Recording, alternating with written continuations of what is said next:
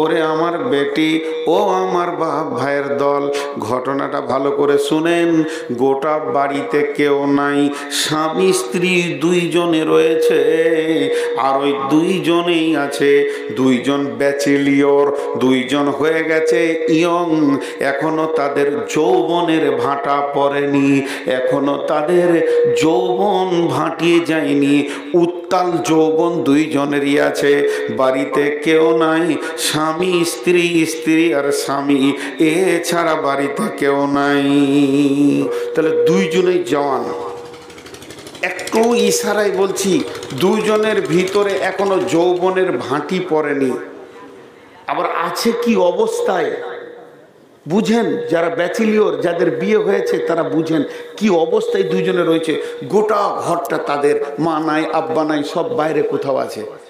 এর থেকে মধুর টাইম কি হতে পারে? স্বামী স্ত্রী মিলবে তো গুনাহ নাই, আল্লাহর ভয় নাই, আর দুজনেই জওয়ান, বিবি সুন্দরী। আবার আছে কিভাবে? আছে কিভাবে? স্ত্রীটা বসে আছে আর স্বামীটা ওর জায়গায় মাথা দিয়ে শুয়ে আছে, বালিশ লাইনি। এবার বলেন, স্বামী মাথাটা যদি স্ত্রীর জায়গায় থাকে, আর স্ত্রীটা আবার এমনি করে তার মাথার চুলগুলো, দাড়িগুলো বিউলি করছে, তাকে আনন্দ দিচ্ছে, এমন সময় দেখছে স্বামীটা ডুকরে ডুকরে কাঁদছে। এই কাঁদাটা দেখে বিবিটাও কেঁদে ফেলেছে। তখন বিবিকে স্বামী জিজ্ঞেস করছে, ও বেগম তুমি কাঁদছো কেন? উত্তরে বলছেন, আপনি কাঁদছেন এর জন্যে আমি কাঁদছি, তবে আমি কাঁদছি কেন এ কথা তো বলবোই বলবো, তবে আপনি আগে বলেন, হে আমার স্বামী, ও আমার প্রাণ প্রিয় ভালোবাসা, কেন আপনি কাঁদছেন? এ ঘরে কেউ নাই, আপনি আর আমি, আমি আর আপনি দুইজনই যৌন উত্তাল হয়ে আছে এবং মাথাটা জেগে আছে, আর বিবি তার উপরে এমনি করে মুড়ে কাজ করছে। তার মানে বিবির ভোগগুলো সব তার মাথার কাছে রয়েছে, এরপরেও কেন তুমি কাঁদছো?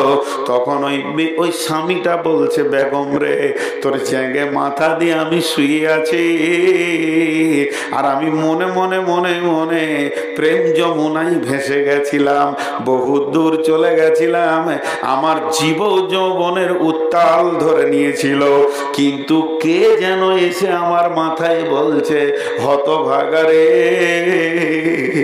হে হতভাগা, তুই তোর বিবির জানটাকে পেয়ে আল্লাহর কবরকে কি করে ভুললি বল? হতভাগা রে, তোর যে মাথাটা বিবির জেগে আছে, আজকে 2 দিন পরে এটা কবরের মাটিতে লুটুপুটি করবে, তোর এই দেহটা ফেঁপে ফুলে শেষ হয়ে যাবে। হতভাগা, বিবির জ্যাংটা দেখে আর বিবির চেহারা দেখে অন্ধকার কবর কি করে ভুললি? সঙ্গে সঙ্গে স্বামী কাঁদতে শুরু করলো ডুকরে। তখন বিবিকে বলছে, বিবি তুমি কেন কাঁদলে বলো?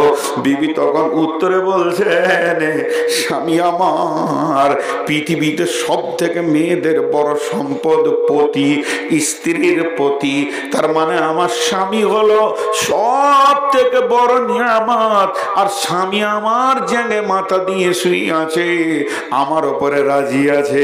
এবং রসুলের সাহাবী, আমি মনে মনে ভাবছিলাম, আমার মতো ধনী মেয়ে, আমার মতো সুন্দরী মেয়ে, আমার মতো জান্নাতি মেয়ে কেউ নাই, যেহেতু আমার জেগে মাথা দিয়ে আমার স্বামী আরাম করছে।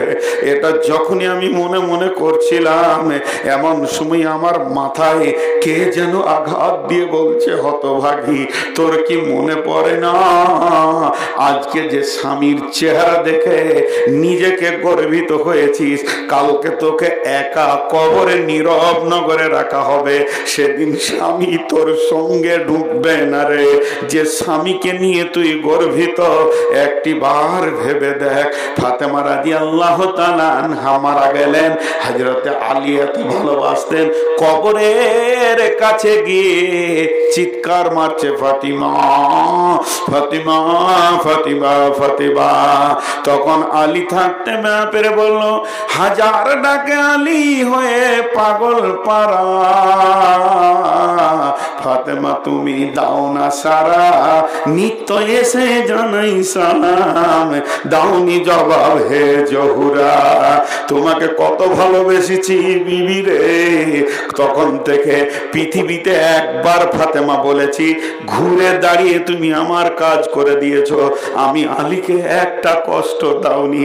আর আজকে আমি ফাতেমা ফাতেমা ফাতেমা বলে ডাকছি, তুমি একটি বারও জবাব দিছ না। আমি আলী পাগল পারা, ফাতেমা তুমি দাওনি সারা, নিত্য এসে জানাই সালাম, দাওনি জবাব হে জহুরা। এর নাম কবর। আজকে আমরা সেই বিবি, ওই বিবি আমার বিবি, একই বিবি। আমার আল্লাহ বলছেন তোদের মালের প্রাচুর্য কবর থেকে তোদেরকে গাফেল করে দিয়েছে রে। আর সাহাবীরা ভোগকে সামনে রেখে কবরের ভয়ে কেঁদেছে, সাহাবিয়া মেয়েরাও ভোগকে সামনে রেখে কবরের ভয়ে কেঁদেছে। আর আমরা মদের বোতল হাতে, তাসের ঝাল হাতে, তারপরও একবারও কবর মনে পড়ে না। আল্লাহ বলছেন কাল্লা সায়ালামুন, নিশ্চয়ই তোরা একদিন জানতে পারবি। সুম্মা কাল্লা সায়ালামুন, আর একবার বলছি তোরা নিশ্চয়ই একদিন জানতে পারবি। কাল্লা লাউ তা'লামুনা ইলমাল ইয়াকিন, যেদিন তোরা ইলমাল ইয়াকিন, যেদিন তোদের কবরে যাবে সেদিন চোখ খুলে যাবে। লাতারাবুন্নাল জাহিন, দুই চোখে তোরা আযাবকে দেখবি। সুম্মা লাতারাবুন্নাহা আইনাল ইয়াকিন, তখন তোদের চোখের দেখা আযাব তোদের ইয়াকিনকে, ঈমানকে বাড়িয়ে দেবে। আর কোনো লাভ হবে না, হবে না, হবে না, হবে না। এর নাম কবর। যাওয়ার আগে ভাবতে হবে, ওখানে পৌঁছিয়ে ভেবে কোনো লাভ হবে না। ভাইরা আমার, বন্ধুরা আমার, আমি আপনাদের সামনে শুধু একটা কথা তখন থেকে বকতে আছি, কবর। আজ আমরা শেষ হয়ে গেছি, পৃথিবীর প্রাচুর্য আমাদেরকে শেষ করে দিয়েছে। উঠাউঠি করিয়েন না, যে কটা লোক বসে আছেন আর একটু সবর করেন, দু চারটি কথা বলে শেষ করবো ইনশাআল্লাহ। জি, অত্যাধিক শীতে যে আপনারা বসে আছেন, ধন্যবাদ। আল্লাহ তাবারাক ওয়া তাআলা আমাদেরকে প্রত্যেককে কবরের সওয়াল জবাবকে আসান করে দেন, মাফ করে দেন, আমিন বলেন। আল্লাহ আমাদের মা বাপ ভাই বোন যত কালেমাওয়ালা কবরে চলে গেছেন, তোমার আদালতে যদি বাঁধা পড়ে থাকে আল্লাহ তুমি মাফ করে দাও। জি, এর নাম কবর। মা বোন যে কটাই আপনারা আছেন একটু ধ্যান দিয়ে শুনেন, কবর কত কঠিন জায়গা, কেউ কারোর সঙ্গী হবে না, একা একা একা একা নীরব নগর। একটু আগিয়ে যাই, বিশ্ব নবী বলছেন যখন মাইয়াতকে কবরে রাখা হবে, আতাহু মালাকানে, তখন দুইজন ফেরেশতা এসে তাদেরকে প্রশ্ন করবে, মান রব্বুকা, মা দীনুকা, ওয়া মান নবিয়ুকা, তোমার রবকে, তোমার দিন কি, তোমার নবী কি। যে লোকটা ঠিক ঠিক উত্তর দেবে রব্বি আল্লাহ, দীনুল ইসলাম, নবী মুহাম্মদুর রাসূলুল্লাহ সাল্লাল্লাহু আলাইহি ওয়াসাল্লাম, আল্লাহ বলবেন আমার বান্দা সত্য বলেছে, কাদ সাদ্দাক্তা, এই বান্দার জন্য সমস্ত জান্নাতের ফ্যাসিলিটি দিয়ে দাও। এরপরে এত উত্তর দেওয়ার পরেও জাহান্নামের দরজাটা খুলিয়ে দেওয়া হবে। আগুন একে অপরে ছিঁড়াছিঁড়ি করছে, লড়ালড়ি করছে, ওই জাহান্নামের দরজাটা খুলে দেওয়া হবে এবং কবরবাসীকে বলা হবে, ও কবরবাসী, এক নজর জাহান্নামটা তুমি দেখে নাও। জাহান্নামটা দেখানোর পর বলা হবে, কবরবাসী রে, তোমার রব তোমাকে দয়া করেছে, মাফ করেছে, এই রকম জাহান্নাম থেকে তোমাকে বাঁচিয়েছে।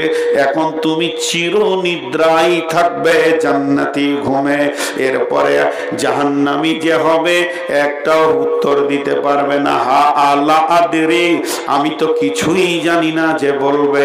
ওই ব্যক্তির জন্য জান্নাতের দরজাটা খুলে দেওয়া হবে, আর ফেরেশতারা বলবে, হতভাগা বদনসিব রে, এই রকম জান্নাতে তোমার স্থান ছিল, শুধু তোমার বরবাদি আমলের কারণে তুমি কবরেতে জাহান্নামে চলে যাচ্ছ। হতভাগা, তোমাকে মালকে কবর থেকে গাফেল করে দিয়েছিল। অতএব বন্ধু, ওইখানে খুলে দেওয়ার পর ওকে চির জাহান্নামের আযাবে দেওয়া হবে। জাহান্নামীদের জন্য জাহান্নামের বিছানা বিছানো হবে এবং জাহান্নামের চাদর পরানো হবে, লেপ তোশক হবে। জাহান্নামের হালাতে তারা কবরে কাটাবে। আর জান্নাতি যারা হবে, আল্লাহর নবী বলেছেন, তাকে বলা হবে, নম কানমে উরুসা, তুমি ঘুমাও যেমন নতুন দুলহা দুলহি বাসর ঘরে আনন্দ করে, ওই রকম তুমি ঘুমাও। আজীব ব্যাপার। এখানে আবার প্রশ্ন চলে এলো। বেঈমানরা যে প্রশ্ন কত করে। জি, জাহান্নামীরা জাহান্নামে চলে গেল, তাদের আযাব শুরু হয়ে গেল। কিন্তু যারা জান্নাতি তাদেরকে বলা হবে, তোমরা যেমন বাসর ঘরে নতুন দুলহা দুলহি শোয় ওই রকম শুয়ে যাও। আচ্ছা, দুলহা দুলহি বাসর ঘরে শোয়, ওদেরকে যে ঘরটা দেয়া হয়, বিয়ে ঘরে 1000 লোক থাকলো, ওই ঘরে ডিস্টার্ব কেউ, জোরে বলেন, কেউ করে না। তো হে কবরবাসী, তোমাকে ডিস্টার্ব কেউ করবে না। 2 নম্বর, তুমি আনন্দ চিত্তে থাকো, তুমি ভালোভাবে থাকো, তোমার কোনো টেনশন নাই। কিন্তু প্রশ্নটা কি জানেন, একটা ঘরকে ফুল দিয়ে সাজিয়ে দেয়া হলো, গোটা ঘরটা লাইটিং আর ফুলে সাজিয়ে শেষ করে দেয়া হলো, কিন্তু মেয়ে নাই, ওটা কি বাসর ঘর হবে? গোটা ঘরটা ফুল দিয়ে সাজিয়ে দেওয়া হলো, মেয়ে আছে, ছেলে নাই, ওটা কি বাসর ঘর হবে? এই দুটো থাকতেই হবে, জোড়া ঢুকবে তবেই তার নাম বাসর ঘর। তাহলে আমি যদি কবরে ঢুকি, ওখানে একটা মেয়ে ঢুকতে হবে, এটা একটা প্রশ্ন। নাহলে বাসর ঘর আল্লাহ রসুল বললেন কেন? বাসর ঘরের প্রথম শর্ত আছে, ফুল নাই, লাইট নাই, লেপ নাই, তোষক নাই। যদি একটা সঁপ আর বালিশ হয়, কিন্তু নতুন বউ যদি হয়, স্বামী হয়, তো ওটা বাসর ঘর হলো। কথা বুঝতে পেরেছেন কিনা? তাহলে কবরটা বাসর ঘর বললে কেন? তাহলে ওখানে মেয়ে দিতে হবে, আর মেয়েদেরকে স্বামী দিতে হবে। কিন্তু একটা জিনিস বলি, মতো কা মানে মতো, কা উরুসা, বাসর ঘরের মতো, বাসর ঘর তো বলা হয়নি, মতোটা কি সঠিক হয়? জোরে বলেন, মতোটা সঠিক হয় না। কিন্তু আবার প্রশ্ন করছে, মতোটা যদি সঠিক না হয়, তো সঠিকের মতো তো হতে হবে। কিরকম বলেন তো?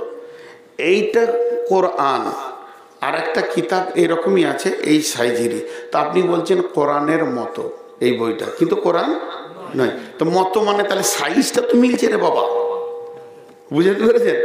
মানে আবার কত ভেজাল টানছে। তাহলে মতো যদি হয়, তো এই দুটো জিনিস ওখানে দেখতে হবে। নিয়ে 2 জনার ভেজালকে মধ্যখানে আর একজনা মারছে।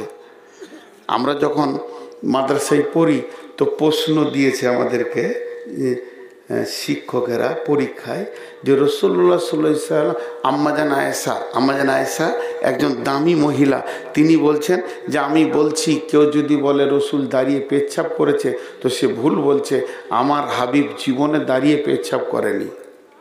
বুঝাতে পারলাম? আবার আবু হুরায়রা বলছে রাসূলুল্লাহ সাল্লাল্লাহু আলাইহি ওয়াসাল্লাম দাঁড়িয়ে পেচ্ছাপ করেছেন। তাহলে ভেজাল লেগে গেল কি লাগলো না? তাহলে আসলে রাসূলুল্লাহ সাল্লাম যতদিন বাড়িতে পেচ্ছাপ করেছেন কোনোদিন দাঁড়িয়ে নয়, আর উনি করেছিলেন সেটা সফরে। কেন করেছিলেন? এই হাঁটুটা এত ব্যথা হয়ে গিয়েছিল, ওনার বসার ক্ষমতা ছিল না। ইচ্ছা করে করেনি, ওনার বসার ক্ষমতা ছিল না। মিলে গেল, ঝামেলা মিটে গেল। তো এরকম অনেক হাদিস আছে। তো এইটাকে মধ্যখান থেকে একজন কি করছে, আচ্ছা মেয়েরা যখন জওয়ান হয় তোরা স্বপ্ন দেখে কি দেখে না যে আমার বিয়ে হচ্ছে? আর হ্যাঁ না বলে না? দেখে। কি করে জানেন? আপনারা তো মেয়ে নন। আমাকে একজন প্রশ্ন করেছিল, এক মহিলা লিখে, যে আপনারা তো মেয়ে নন, তো মেয়েরা স্বপ্ন দেখে কিনা আপনারা কি করে জানেন? কোরআনে কোনো ভুল আছে? যেটা বলেন ভুল আছে? তো কোরআন তো বলে দিয়েছে মেয়েরা স্বপ্ন দেখে। কোরআনে আছে না সূরা ইউসুফে, জুলাইখা স্বপ্ন দেখলে না ইউসুফের সঙ্গে বিয়ে হচ্ছে, আজিজে মিশরের সঙ্গে, ভেজাল চুকে গেল। একটা উদাহরণ আল্লাহ দিয়ে দিলি হলো।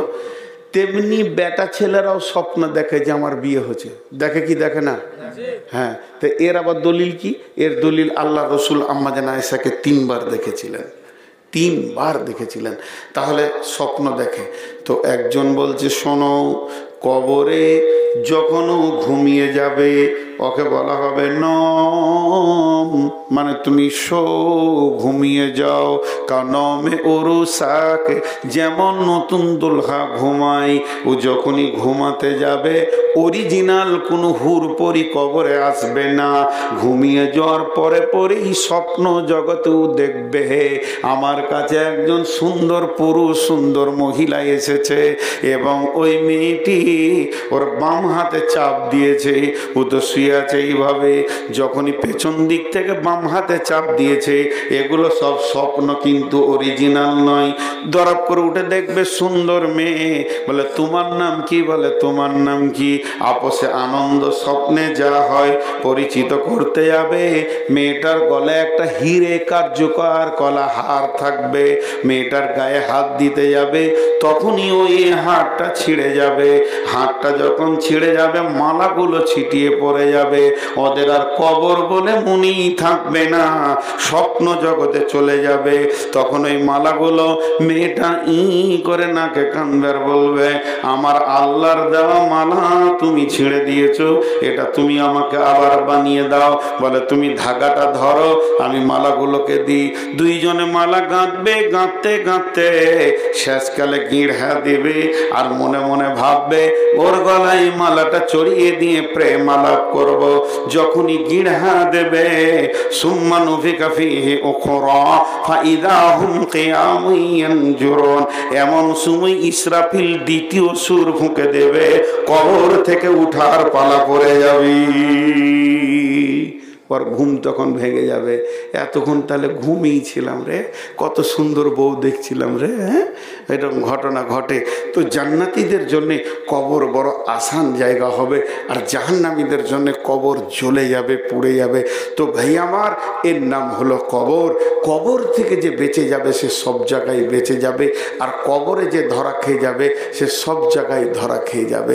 কবর এমন একটি জায়গা, আমাদের ধ্যান ধারণা দিন রাত কবর হচ্ছে, সে দেশের খবর তো কেউ দেয়নি।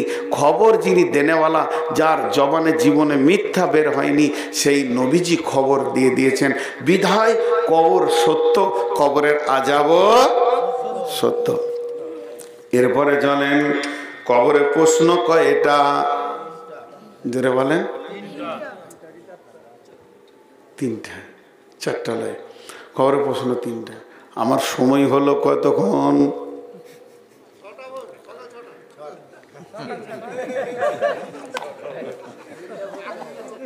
আমি তো প্রশ্ন করিনি রে ভাই, আমি বলছি বকা হলো কতক্ষণ? 1 ঘন্টা হলো। যতক্ষণ আছি ততক্ষণ আপনার সময়। ভাই আপনাদেরকে একটা কথা বলি, আপনারা যেগুলো বলছেন এগুলো আমার জন্য দোয়া। আপনারা যে আমাকে চাইছেন এটা আমার জন্য দোয়া, এতটুকু আমার বিবেক আছে। অনেক বক্তা আছে বলে ওকে নামাতো ভ্যার ভ্যার করছে কেন, কিন্তু আপনারা আমাকে চাইছেন এটা আমার জন্য দোয়া। হ্যাঁ, আপনাদের এই চাওয়াটা আমার জন্য দোয়া আলহামদুলিল্লাহ। কিন্তু আমার সুগারের কাগজটা দেখাবো, 488 সুগার কাগজে লেখা আছে। তারপরও এই যে পানি খেঁচি আর চালাইছি, জিভ শুকিয়ে যাচ্ছে। তো এবছর 1.5 ঘন্টা 1.25 ঘন্টা চালিয়েছি সব জায়গায় খেলে এক জায়গায় একটু বেশি চলে গেছে। আজকে হয়তো খুব বেশি 1.5 ঘন্টা তো হয়েই গেল, 1.25 ঘন্টা ঢুকে গেছে। তো যাই হোক, আমি এই প্রশ্ন 3টের উত্তর কিভাবে দিতে হবে এইটা বলে আজকে সমাপনী দিব। আপনারা আমার জন্য দোয়া করেন, হায়াতে বেঁচে থাকলে মোলাকাত হবে। খুব ভালো লেগেছে আজকে এই শ্রোতাগুলোকে। আচ্ছা, মহিলাগুলো আবার পর্দা থেকে বেরিয়ে এসে এখানে ভিড় করছে কেন? কোন বেহায় রে ভাই, লজ্জা শরম কিচ্ছু নাই। তাহলে ওই ধারটা আবার করলে কেন? চলে যান, সামনে থেকে যান। ওরা আবার ওখানে দাঁড়িয়ে ডিস্টার্ব করছে। কটা প্রশ্ন বললাম? আমি একটা কথা বলবো, সকলে জোরে বলবেন। আগে আমি শিখিয়ে দিই, আল্লাহ আমাদের রব, সেই রবই আমাদের সব। খালি সবটা বলবেন, মনে থাকবে। আরেকবার আমি বলে দিই, তারপরে বলবেন, আল্লাহ আমাদের রব, সেই রবই আমাদের সব। জি, আল্লাহ আমাদের রব, সেই রবই আমাদের বাস।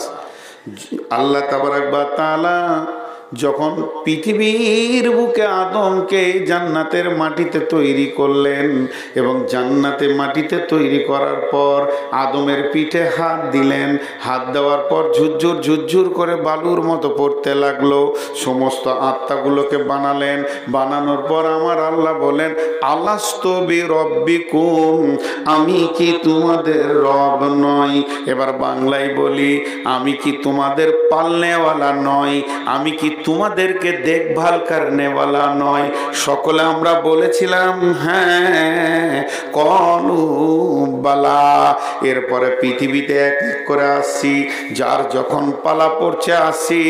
তাহলে পৃথিবীর বুকে যখন আসব, পৃথিবীতে থাকা, উঠা, বসা, খাওয়া, সুখ দুঃখ, রোগ, চিকিৎসা, ভালো মন্দ, লাভ লস, সব কিছুর মালিককে। এই একিনটা যার মধ্যে থাকবে, আল্লাহ তো শিরক বিহি শাইয়া, এক আল্লাহকে ছেড়ে অন্য কোন জায়গায় তুমি যেও না। খবরদার না, খবরদার না, আল্লাহকে জড়িয়ে থাকো। তাহলে শিক্ষা দিয়েছেন কি না? আর রব, আমাদের রব কি? আল্লাহ। একটা উদাহরণ দিই। এখানে একটা ছেলে ঘুরে বেড়াচ্ছে, এতিম, বিচারার মা নাই, বাপ নাই, ভাই নাই, বোন নাই। কেউ আমাকে ইশারা করে বলল যে এই ছেলেটা এতিম, পৃথিবীর বুকে কেউ নাই, স্টেশনে কাঁদছিল, নিয়ে এসছেন। তো ছেলেটাকে কাছে ডাকলাম, দিয়ে বললাম, বাবু তুমি কার বাড়িতে থাকো? তোমাকে দেখভাল করনেওয়ালা কে? তো বললো, আমাকে দেখভাল করনেওয়ালা মাস্টার শফিউর রহমান। तो देखभाल करने वाला के मास्टर शफिउर रहमान। তাহলে देखभाल करने वाला ওই লোকটা তো নাম লয়, লোকটার নাম শফিউর রহমান, আর ওর দায়িত্ব নিয়েছে ও। তো আল্লাহর নাম রব নয়, আল্লাহ আমাদের देखभाल करने वाला। রব মানে देखभाल करने वाला, বুঝাতে পারলাম? তা আল্লাহ আমাদের রব।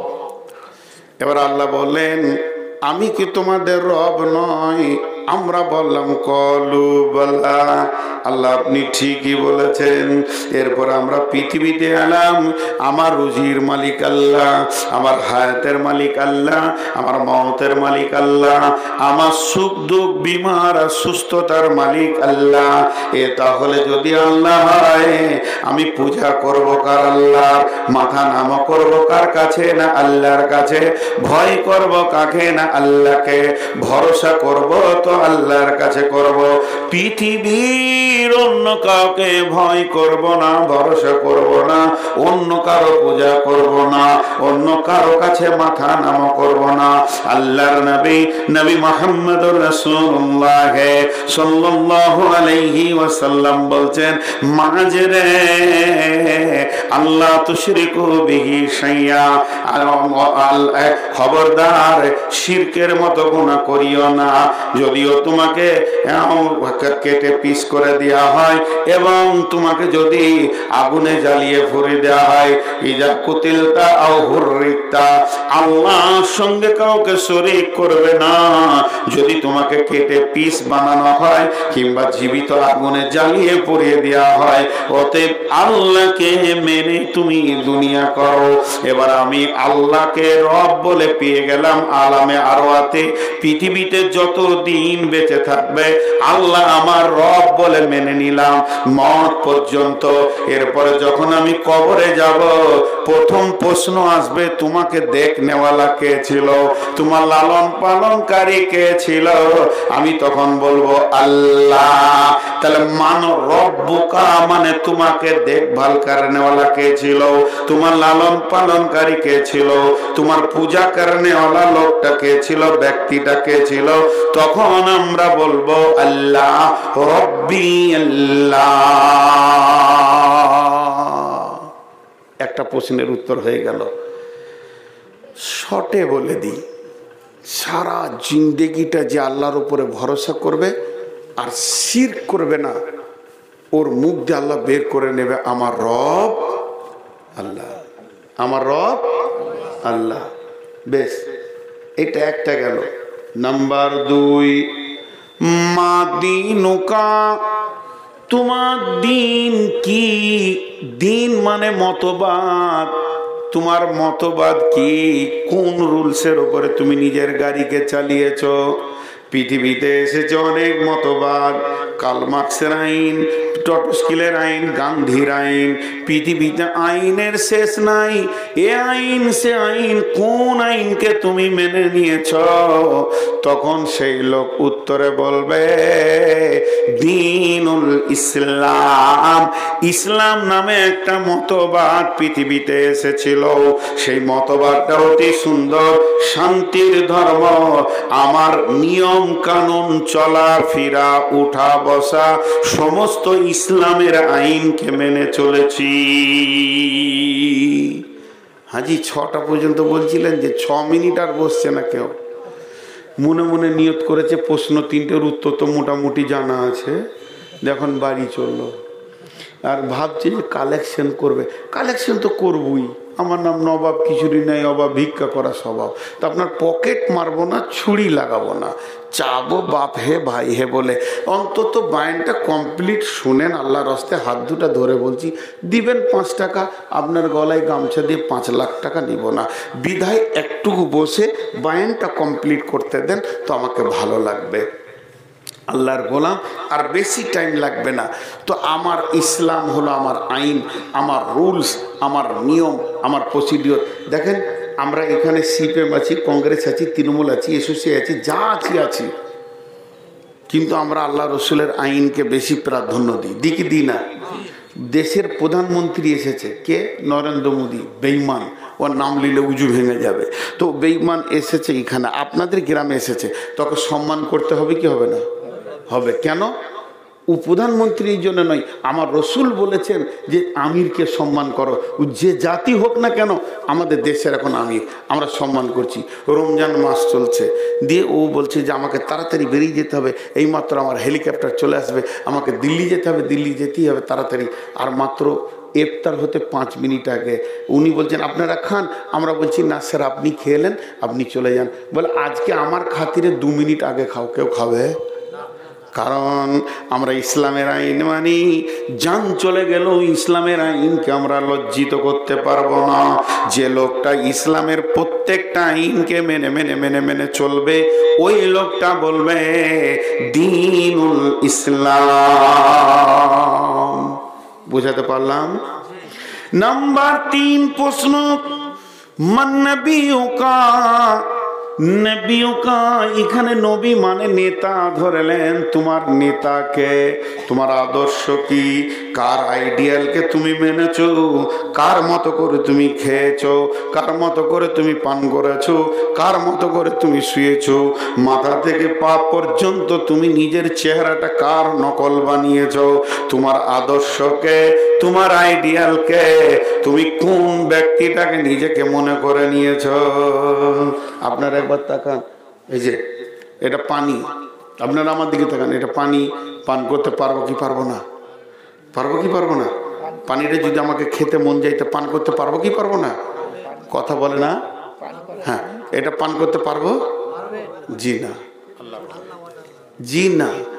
এই ডান হাতে ছিল আমি পান করতে পারবো, বাঁ হাতে চলে গেলে আর আমি পারবো না। ইসলাম বাধা দিয়ে দিয়েছে, আমার নবী বাম হাতে পান করেননি, পঙ্খান্ন আইনকে মানতে হবে। এখন আমি পান করতে পারবো, আর পারবো? আর পারবো না। আমি রুখে গেছি, কারণ আমার নবী বাম হাতে পান করেননি। এবার যুবকদের হাতগুলো ধরে বলছি, কেউ আমার বেটার বয়সে, কেউ আমার ছোট ভাইয়ের বয়সে, হাতগুলো জড়িয়ে ধরে বলছি, ও সোনা মানিকের দল, তোমরা যে চুলটা রাখছো এটা ইহুদিদের নকল চুল। আর ইসলামের প্রথম শত্রু হলো ইহুদি, যে ইহুদিরা লাখ লাখ মুসলমানদেরকে মেরে দিচ্ছে। সেই ইহুদি বিশ্ব নবীর চিরশত্রু ইহুদি, ইসলামের চিরশত্রু ইহুদি। আর মুসলমান নবী মুহাম্মদের উম্মত ইহুদিদের মতো চুল রেখে চারিদিকটা নাড়া করে মাথার মাঝে রাখছে। একটিবার ভেবে বলো, নবী মুহাম্মদের কলিজায় কতটা লাগবে? এই যারা আমার চুল হবে নবী মুহাম্মদের মতো, আমার পোশাক হবে নবী মুহাম্মদের মতো, পেশাব পায়খানা, খাওয়া দাওয়া, ওঠা বসা, চলাফেরা সবগুলো নবী মুহাম্মদের মতো হবে। বন্ধুরে, যদি কেউ নবী মুহাম্মদকে নীতিবাচক বলে মেনে নিতে পারে, তাকে আর বলতে হবে না, আল্লাহ তার মুখ দিয়ে বের করে নেবেন, আমার আদর্শ হচ্ছে নবী মুহাম্মদুর রাসূলুল্লাহ সাল্লাল্লাহু আলাইহি ওয়াসাল্লাম। একটা আয়াত আছে কোরআনে সূরা জুমারের ভিতরে, ও উজিয়াল কিতাব ওয়াজিয়া বিন নবিয়িন ওয়াশ শুহাদা ওয়া কুদিয়া বাইনাহুম বিল হাক্কি ওয়া হুম লা ইউজলামুন।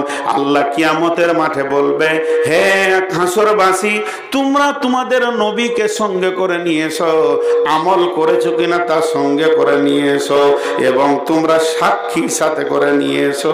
আমি আল্লাহ বাদী বিবাদীর মধ্যে বিচার করব, কারো উপরে জুলুম করব না। একটা লোক হেঁটে চলে গেল আল্লাহর কাছে, নেককার পরেজগার জান্নাতি লোক, আল্লাহকে গিয়ে বলবে, আল্লাহ আমি আমার আমলনামা নিতে এসেছি। ও উজিয়াল কিতাব, পৃথিবীর সমস্ত মানুষের আমলনামা সেখানে রাখা হবে। আল্লাহ ওয়াজিয়া বিন নবিয়িন ওয়াশ শুহাদা, দুইটা জিনিস সঙ্গে করে নিয়ে আয়, তুই নবীকে নিয়ে আয় এবং সাক্ষী নিয়ে আয়। সেই লোকটার কাছে তো নবী নাই। তখন আল্লাহ জানেন, সব কিছু জাননেওয়ালা, তারপরও বলবে তোমার সাথে নবী কয়। তখন সেই লোক বলবে, আল্লাহ আপনি কুদরতের নজরে দিয়ে দেখেন আপনার নবী আমার সঙ্গে আছে কিনা।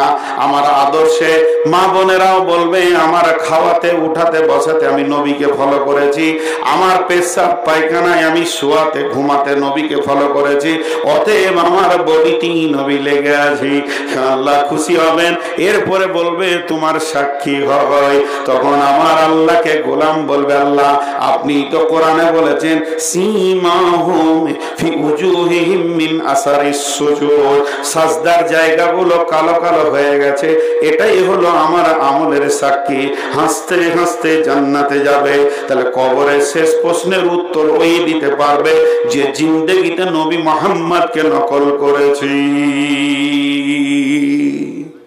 আর একজন দার্শনিক বলেছেন, পৃথিবীতে আসার ব্যাপারে সিরিয়াল আছে, যাওয়ার ব্যাপারে কোনো সিরিয়াল নেই। আসবে কে? বড় ভাই আগে আসবে, তারপরে 2 নম্বর ভাই আসবে, তারপরে 3 নম্বর ভাই আসবে, তারপরে 4 নম্বর ভাই আসবে, তারপরে 5 নম্বর ভাই আসবে। কিন্তু যাওয়ার ব্যাপারে কোনো সিরিয়াল নাই। আমি নিজের চোখে দেখেছি, আমারই 2 নম্বর বোনের বিয়ে হয়েছে, যেখানে ফ্যামিলিতে 5-6 ভাই, 5 ভাই, সব থেকে ছোট আগে মরলো, আর বড় দুটা সামনে খাট ধরে, আর তারপরে 3 আর 4 পেছনে খাট ধরে শুয়ে আছে, সব থেকে ছোট আগে চলে গেল। তো এই জন্যে যাওয়ার ব্যাপারে সিরিয়াল নাই, কিন্তু আসার ব্যাপারে সিরিয়াল আছে। আমার এই উপস্থাপনা আর মাত্র 3 মিনিট আপনাদের সামনে রাখবো, তারপর একটা উদাহরণ দিয়ে ঠিক আয়াতের ভিতরে ঢুকে যাব। তো আল্লাহ তাবারাক ওয়া তাআলা বলছেন, তোমরা যে পৃথিবীর বুকে বিচরণ করছো, জেনে রাখো আমার প্রত্যেকটি প্রাণীর ওপরে সূক্ষ্ম দৃষ্টি আছে, এবং কবে তোমাকে আমি নিব আমার ডেট ফেল হবে না। আল মউত লাইসাল ফৌত, মত কোনোদিন হাত ছাড়া হবে না।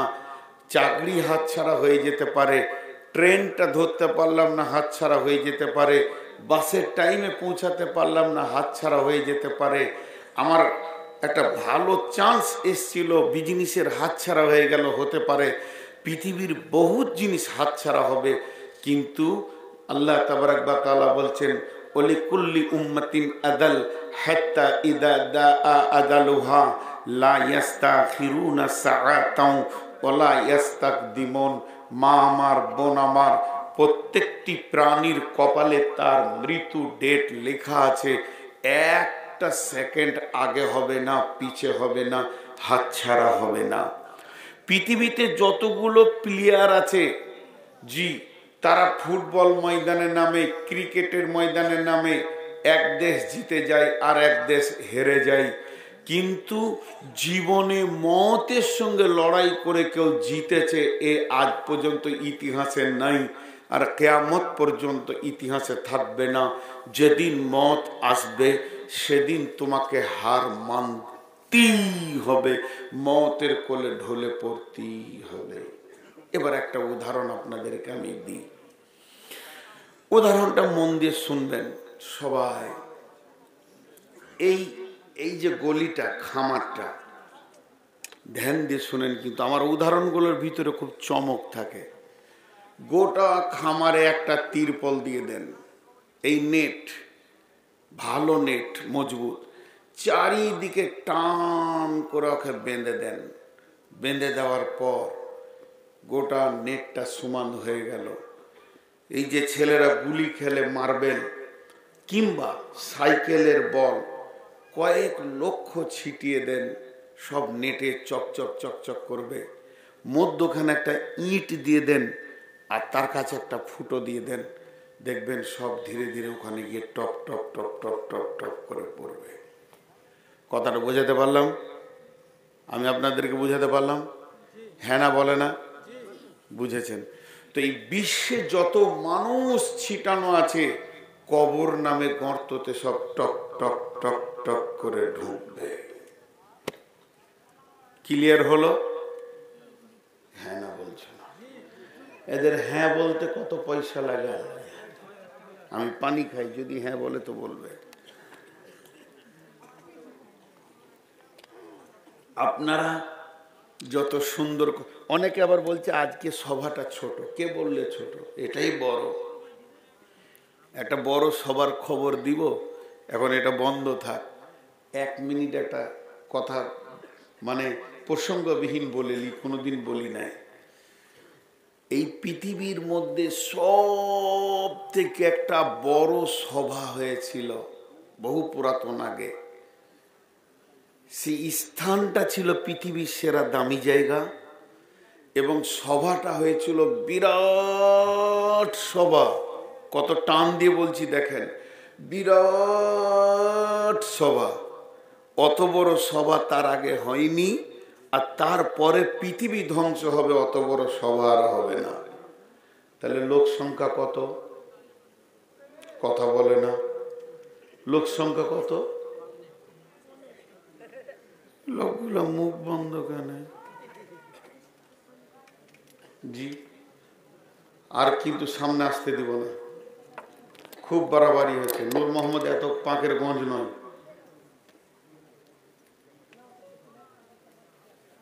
সভাটা কত বড়, মুখ খুলেন না কেন আপনারা? তাও 2 লক্ষ লোক হবে।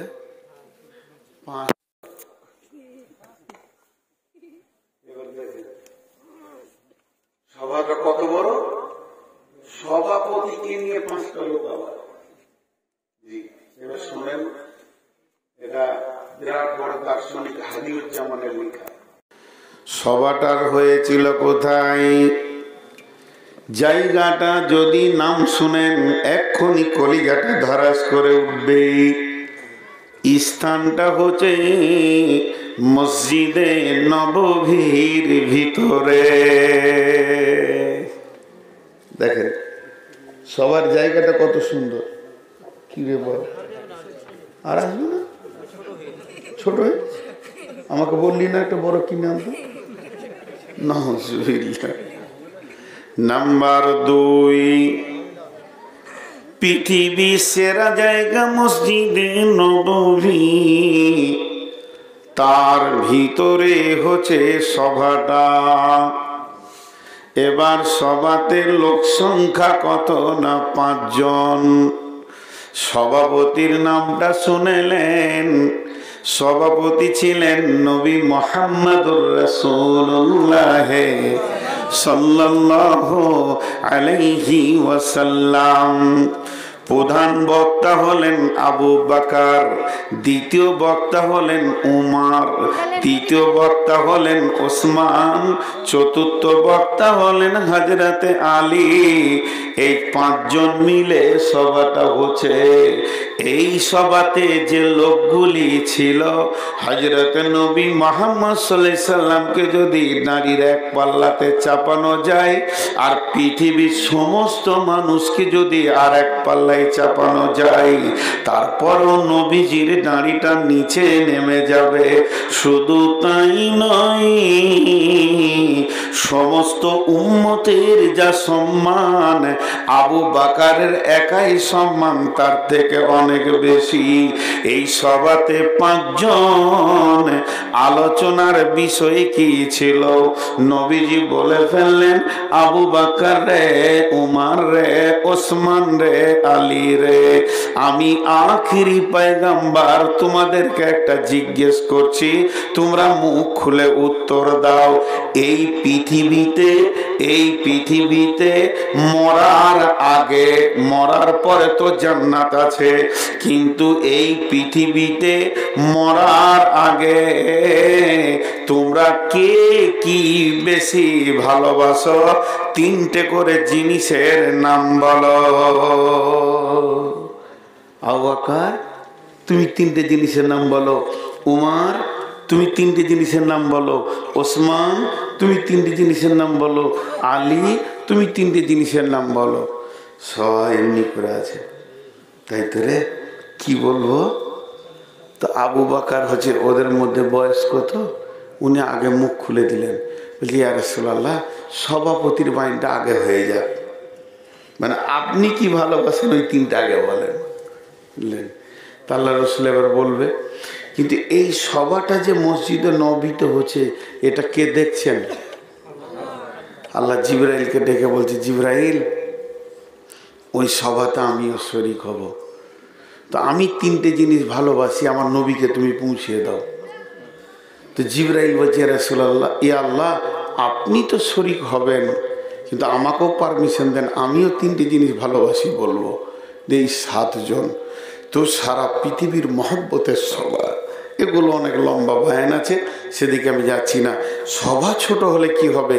আমাকে 3টে লোক দেন, 3টে, ইনশাল্লাহ বয়ান করব, কোনো অসুবিধা হয় না আমার।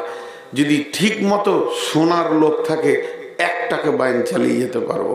অতএব আপনারা ধৈর্য ধরে বসেন। আমি যে বিষয়টা ধরিয়েছি, ধীর গতিতে আগাতে আছি, আপনারা শুনতে থাকেন। তাহলে আমি যে উদাহরণটা দিলাম, যতগুলো গুলি বা মার্বেল থাকবে বা সাইকেলের বল থাকবে, ওই গর্তে টপ টপ করে ঢুকে যাবে।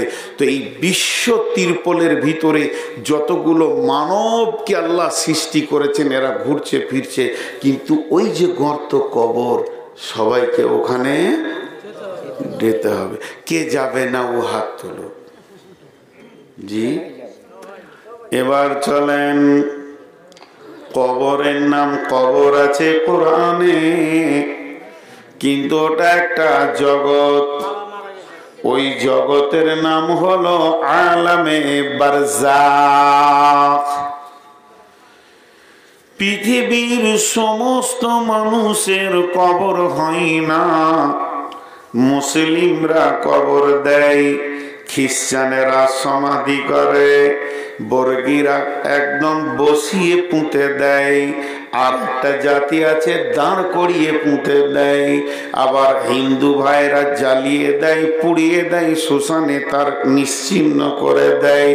আবার অনেক মানুষকে কি হাঙ্গরে গিলে নিয়েছে, টাইটানিক ডুবে গেছে, কাউকে কুমিরে খেয়ে নিয়েছে, কাউকে মেরে গুম করে দেওয়া হয়েছে, কাউকে পুঁতে দেওয়া হয়েছে, কাউকে বালুতে পুঁতে দেওয়া হয়েছে। মত তো একরকম হয় না।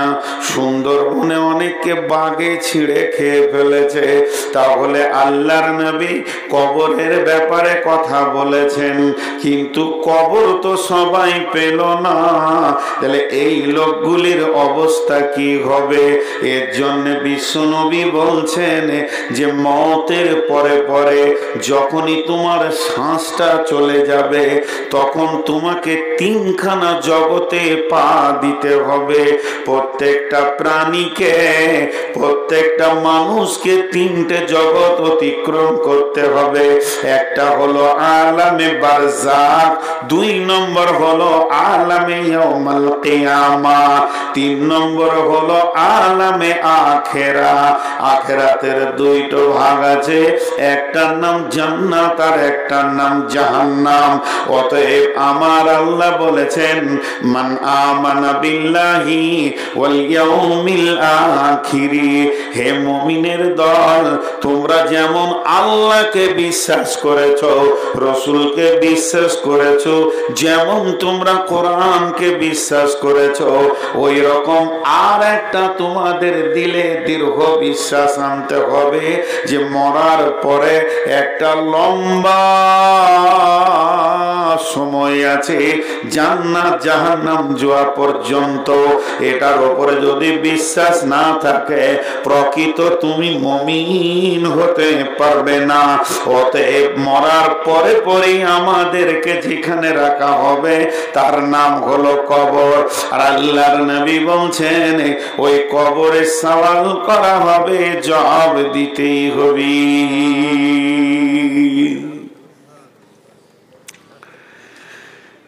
আল্লাহ কি বলছেন কোরআনে? মিন আইয়ি শাইইন খলাকাহু, তোমাকে কোন জিনিস থেকে বানানো হয়েছে?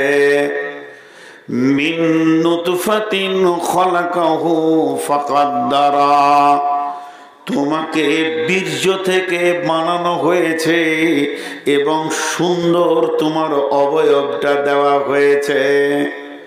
जी देहद है नुतफा राते चुपारी के करदास्त के अरसाज के आबे सूरते गिरी।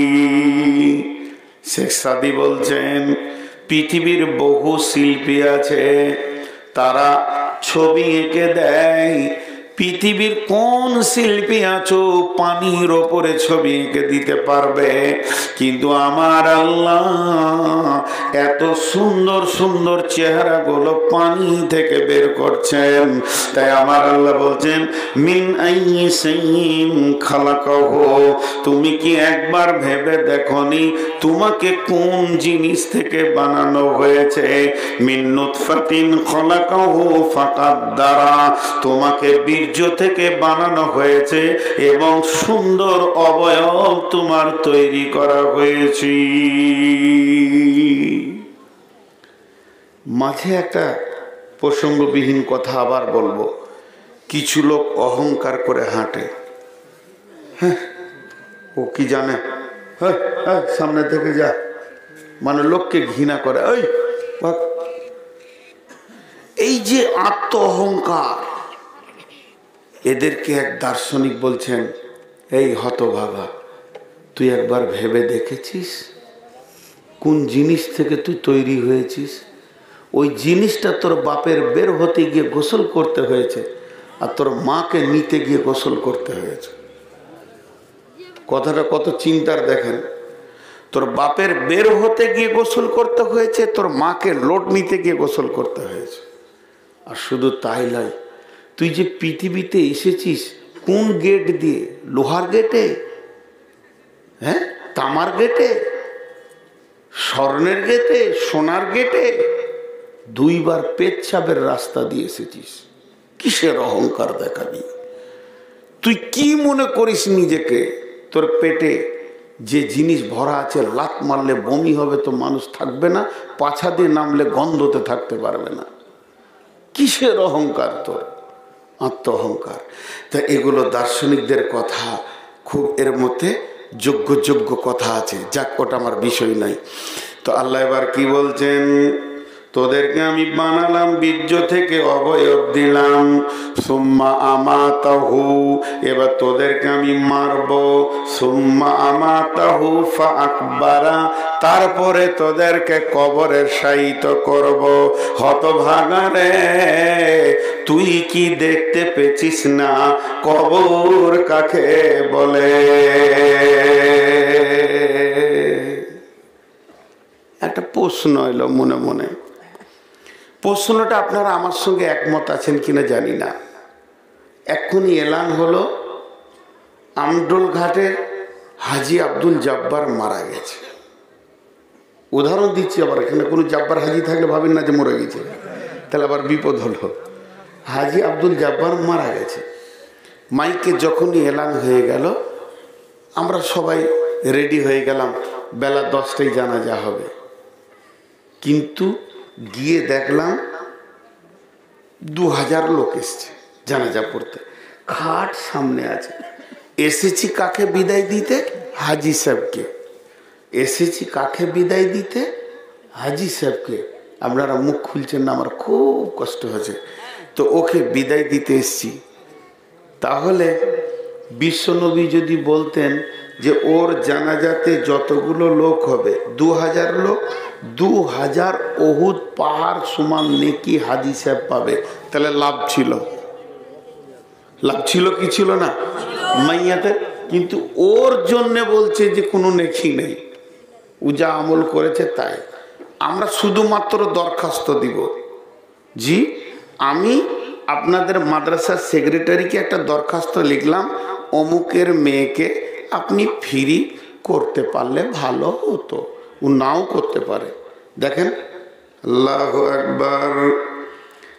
আল্লাহুম্মা গফিরলি হাইয়িনা ওয়া মাইতিনা ওয়া শাহিদিনা ওয়া গায়িবিনা ওয়া সাগীরিনা ওয়া কাবীরিনা ওয়া যাকারিনা ওয়া উনসানা। আল্লাহুম্মা মান হিয়াইতাহু মিন নাফাইহি আলাল ইসলাম ওয়া মান তাওফাইতাহু মিন্না ফাতাওফাহু আলাল ঈমান। আল্লাহুম্মা লা তাহরিমনা আজরাহু ওয়া লা তাফতিননা বা'দাহু। টোটাল 12টা শব্দ বললাম, তার মধ্যে একবার খালি ওর জন্য বলেছি। কি প্রথমে আবার কার জন্য দোয়া করছি? বাংলায় বলি, হে আল্লাহ তুমি জীবিতদেরকে মাফ করো, মৃতদেরকে মাফ করো। জি, হে আল্লাহ তুমি হাজিরি যারা আছে এদেরকে মাফ করো, যারা গায়েব আছে এদেরকে মাফ করো, নারীকে মাফ করো, পুরুষকে মাফ করো, ছোটকে মাফ করো, বড়কে মাফ করো। মাইয়া শব্দটা একবার এলো, কিন্তু ভেবেলেন মৃত ব্যক্তির জন্য দরখাস্ত দেওয়া হলো, এর থেকে আর কিছু বলা হলো না। শুধু ওকেই বলা হলো না, গোটা দুনিয়াকে বলা হচ্ছে। এর ভিতরে আমার রব যদি মাফ করেন তো করবে। একদম খাস করে বলা হচ্ছে না যে হাজি আব্দুল জব্বারকে আল্লাহ মাফ করো, আমভাবে বললাম আল্লাহ মাফ করো। একটা ছেলেকে নিয়ে এলাম ভর্তি করতে আপনার মাদ্রাসায় ফ্রিতে, এমনি বললাম দেখেন যদি হয় তা হবে, না হয় না হবে।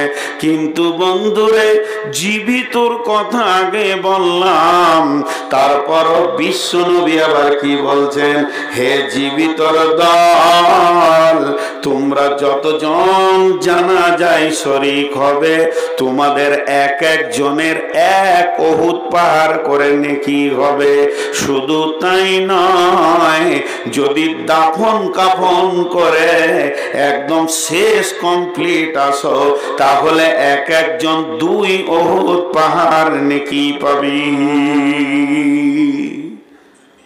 লে মজা, মরলো হাজি জাব্বার আর জীবিতরা গিয়ে 2 উহুদ পাহাড় করে নেকি নিয়ে আসছে। এটা কেন? এটা কেন? এটা কেন? এটা কেন মা বোন? এটা কেন? এটা এই জন্যই, এটা এই জন্যই। একটা ছোট্ট কথা 2 বার বলবো, মুখস্থ করে নেন। কোন জীবিত ব্যক্তি মৃত ব্যক্তিকে দেখে, কোন জীবিত ব্যক্তি মৃত ব্যক্তিকে দেখে যদি তার চেতনা না ফিরে যে ওই লোকটা এখনই জীবিত ছিল, এই মাত্র মরে গেল, সমস্ত মাল আত্মীয় ছেড়ে দিয়ে একা একা কবরে গিয়ে ঢুকলো, এই দৃশ্যটা দেখার পর যদি কারো চেতনা না ফিরে, পৃথিবীর কোন মাদ্রাসার মৌলবি নাই যাকে মদের বোতল ছাড়াবে, জুয়া ছাড়াবে এবং নামাজের কাতারে দাঁড় করাবে। আল্লাহর নবী 2 উহুদ পাহাড় নেকিটা এই জন্য দিল যে সবাই লোভ করে ভিড় করবে আর মৃত ব্যক্তিকে দেখবে আর ওর বিবেকের চেতনা খুলে যাবে।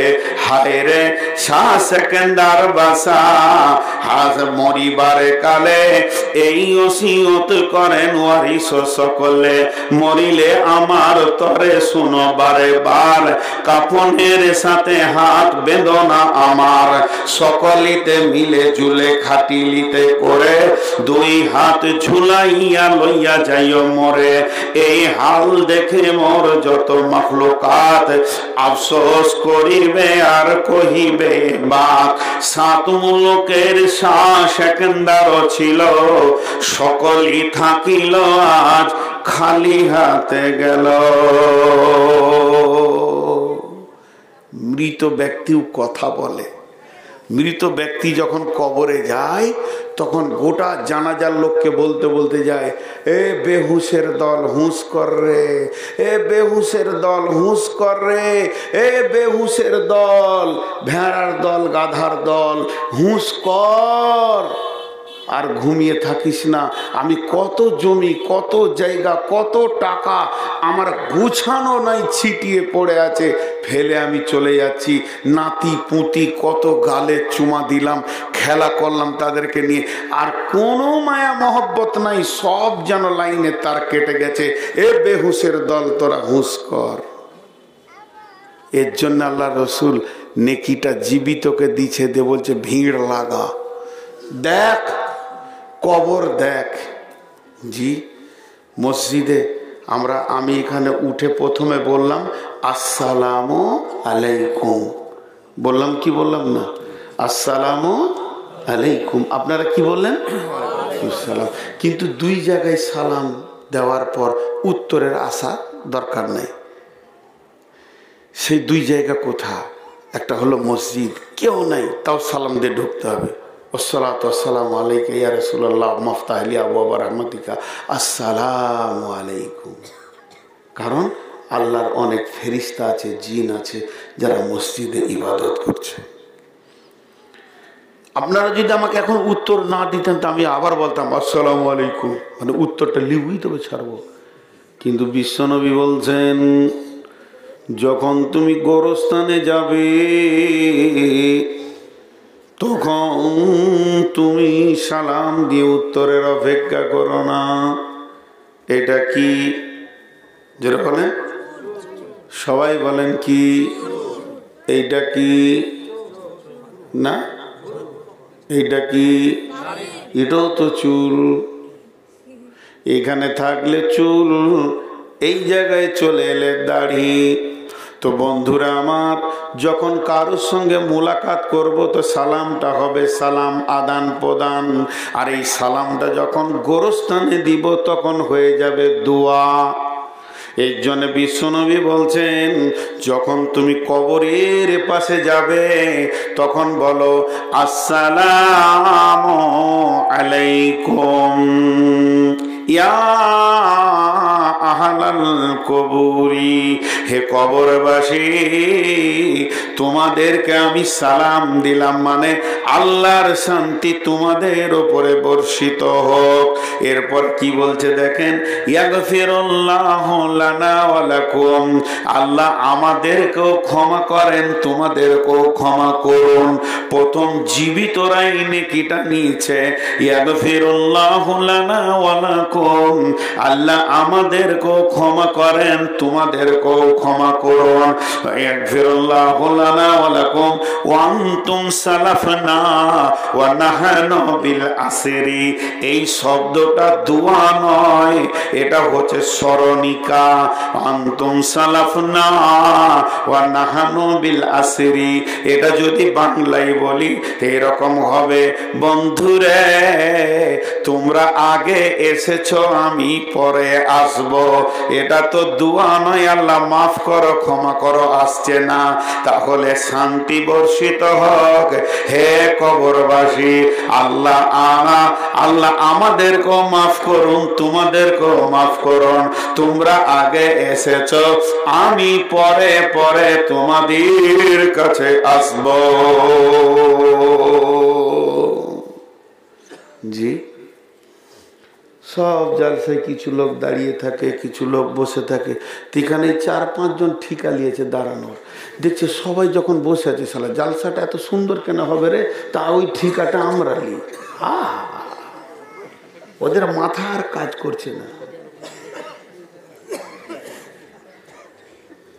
এরা কি করবে, এত সুন্দর সভা থাকতে যে মোটর বাইকের উপরে বসে ওর বসছে।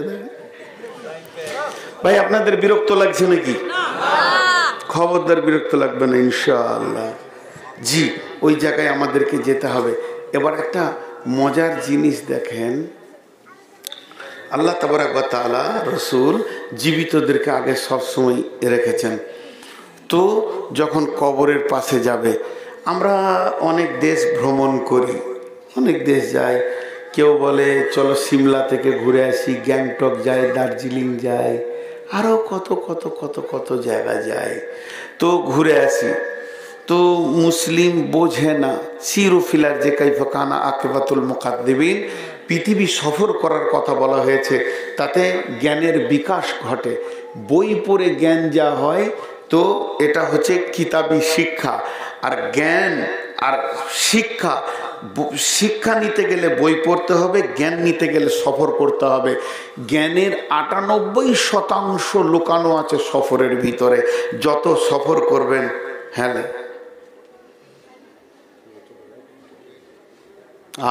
তোর দোষ নাই রে, তোর দোষ নেই, তোকে যে জন্ম দিয়েছে তারই দোষ। ওই ফ্যাক্টরিটাই খারাপ, ওখান থেকে আমাকে লাইট মারতে মারতে দিয়েছে। বয়স খুব বেশি 12-14 হবে, 12 হবে। তো কি বলছিলাম, বহু জায়গায় আমরা ঘুরি, কিন্তু দুটো জায়গা ঘুরে আপনাদেরকে আমি বলছি। একটা জায়গা আল্লাহ ডেকেছেন আপনাদেরকে, রসুলও বলেছেন এসো, আল্লাহ নিজে ডেকেছেন। সেটা কি? মানিস্তাতা ইলাইহি সাবিলা হজ্জুল বাইতি, তোমরা আমার ঘরে এসো। তাহলে যদি আপনি আমি কাবাতে যাই, উমরাতে যাই, হজে যাই, তাহলে ওখানে জ্ঞানের পরিপূর্ণ আছে শরীয়তের, সেই জ্ঞানগুলো আমরা পেয়ে যাব। এর জন্য আমার রব বলেছেন আয় আয় তোরা এখানে আয়।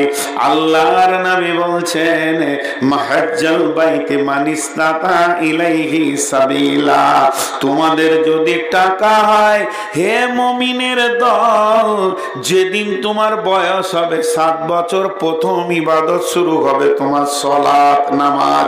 আর যেদিন তোমার টাকা হবে, আমাদের কি টাকা হলে ফার্স্ট চান্সে রোড সাইডে একটা জায়গা কিনতে হবে? জি না।